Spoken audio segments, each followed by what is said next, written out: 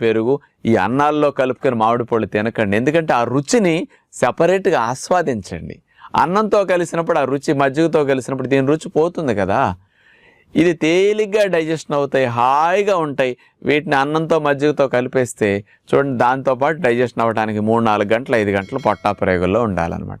మామిడి పళ్ళు 2 గంటలు 3 గంటలు చక్కగా ఈజీగా డైజెషన్ అవుతాయి, మొత్తం అబ్జార్బ్ అవుతాయి.